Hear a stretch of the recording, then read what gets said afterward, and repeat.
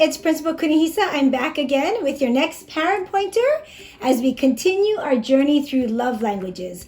And as a recap from yesterday, remember about every 2 weeks, the love tank empties. And you have to really know what your family members and your friends and your loved ones really need from you, especially during this time. So the first love language that I'm going to talk about today is gifts. It's actually called receiver of gifts.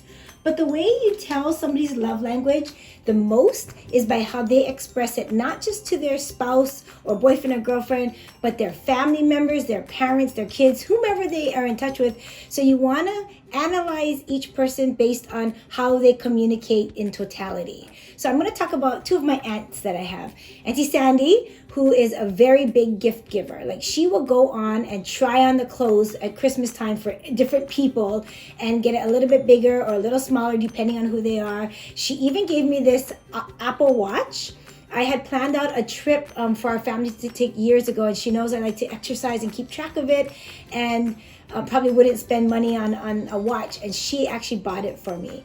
Another aunt on my husband's side, she always is so thoughtful and got me this cute box and book looking thing and a clutch a while ago that I just really treasure and value. And these are the people who need that kind of, and it doesn't have to be expensive. It can be homemade. So the story behind this one is there was this little girl who would go on family trips, and she would go to the beach and collect all these seashells, and she'd go to school and say, "This one is for you, Johnny, because it reminds me of the time you fell down in the playground area." But they're very thoughtful people when it comes to gifts.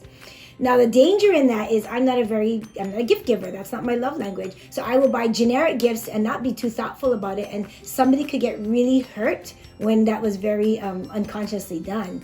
So it's really critical to understand. The other story I want to share with you real quick, it's about a child who her love language was gifts, and she'd always be making gifts, writing letters, decorating things, putting it up. And her mother was not. Her mother was quality time, which is, I'll share that tomorrow.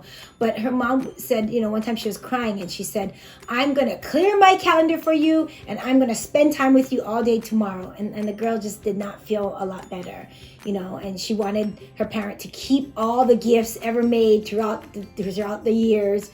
And that night, the mom woke up in the middle of the night and created a big sunshine and cut it out of construction paper and put it up, hanging from her wall, and it said, "You are my sunshine." And the little girl woke up the next morning and said, "You really do love me, Mom. You really love me." And it was a matter of shifting perspective and knowing what she needed when her tank was empty and what Mom needed to do that was not usually her love language she speaks. So think about who are gift givers in your family. Write them a letter today. Draw a picture. Do something that's more meaningful and tailored to their personality, and you will fill their tank up. All right? Tomorrow we'll talk about quality time. Until then, aloha.